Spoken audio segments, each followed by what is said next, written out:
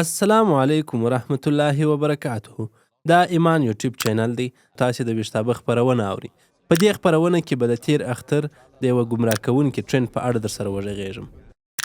This is the new TikTok trend. دا د ټیک ټاک یو نوی ټرند یا هم ډنډوره ده. د اکثرو خلکو د پاره دا په ای آی جوړې سوي ویډیوې دي چې د مسخرو د پاره نشریږي. دا یو بې ضرره ټرند دی او د هغه چا لپاره چې نه پوهیږي چې دا څه شی دی شاید ووایي چې و، خو که ته په دې نه پوهیږې چې دا څه دي نو ته به هم پوه سې چې د دا ډول ټرندونو تر شا خباثت څه دي.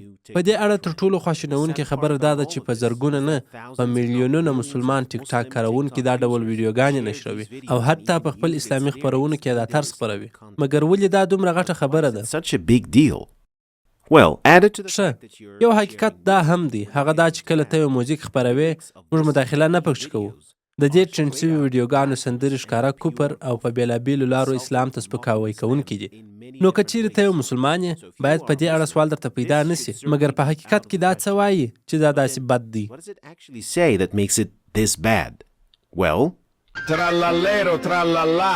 now this first part اوس is just د اوله برخه یې بې معنا خبرې دي، دا هیڅ معنا نه لري، مګر د دغه پسې دوی مستقیما و خالق ته ښکنځل شروع کوي. Codì, porco al... کوم چې یو بد اخلاقه ایټالوي اصطلاح ده. پارکو دلته د خوک په معنا دی او یو کوچنی د انټرنیټ لټون تا ته درښیي چې دا اصلاح څنګه سپکاوی کوونکې ده. حتی د دغه شي د طرز پاته برخه فحشه او نامناسبه ده چې زه حتی دلته شریکولی نسم او نور رقمونه هم سته چې بې معنا دي او په نورو لارو مسلمانانو ته سپکاوی کوي او ټولې دا ویډیو په میلیونو لیدونکي او په زرهاو کمنټونه ترلاسه کوي. په خواشینۍ سره دا ویډیوې د ډیرو مسلمانانو لخوا شریکې سوي دي او هغوی چې د دې ویډیو اسلامي طرزونه جوړوي کله چې دا د غزلو طرز او هیشټاګونه کاروي په لنډو کې که درته ووایم شرموونکي دي. نو اوس موږ څه کوو؟ So, what do we do now? Well, اول first and او foremost, تر ټولو ضروري که چیرې موږ په دې کې برخه اخلو له دغو څخه هر یو چې ستاسو په اکاونټونو کې شریک سوي او نشر سوي دي ژر تر ژره هغه ډیلیټ کړئ.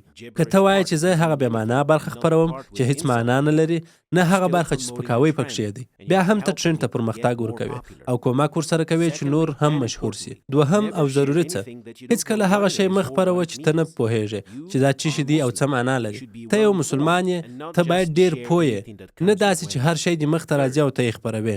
دریم، اوس چې ته پوهیږې چې دا څه معنا، دا ډیره ضروري ده چې د داسې خپرونو څخه په هره طریقه چې وي ځان وساتې. مه یې ګوره، مه نظر پر ورکوه، بیخي هېڅ اړیکه مه ورسره ساته، که نه ته به یې په مخ ته خپرولو کې شریک سې. په خواشینۍ سره باید ووایم چې ځینې مسلمانان پر داسې خپرونو په خپله خوښه کلیک کوي او پوره یې ګوري او بیا یو نظر پر ورکړي. استغفر الله، چې بدبختانه دا یو ډیر عادي کار دی. مګر د دې په کولو سره ته د دې سره شریک سوې، ځکه پر داسې خپرونو باندې په نظر ورکولو سره دا نوره مشهوره کیږي.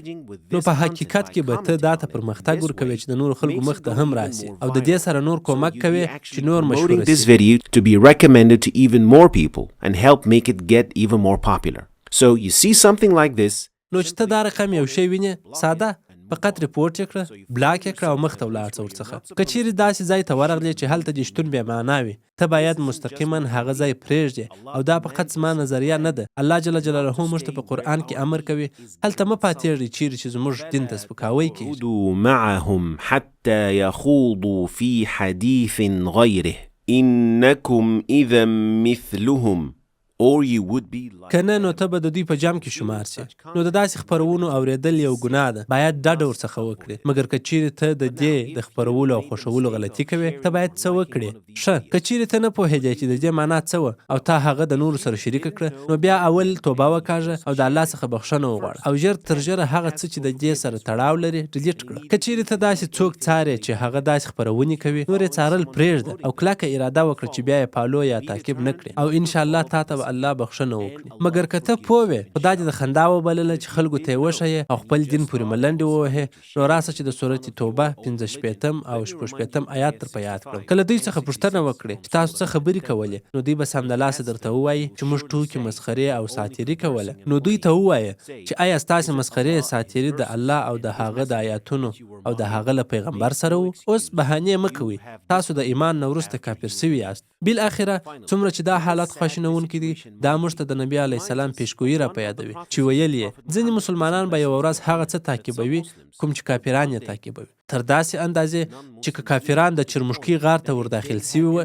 دوی به په دا کې هم ورداخل سي نو باید څومره چې کولی سو هغومره ډیر کوشش وکړو چې د هغو د جملې څخه نه ووسو څوک چې په پټو سترګو هر څه تعقیبوي چې ټرند وي یا هر څه نوي شیان چې د ده مخ ته راځي یا نور خلک په هغه څه کې تقلید کړو چې څه دوی کوي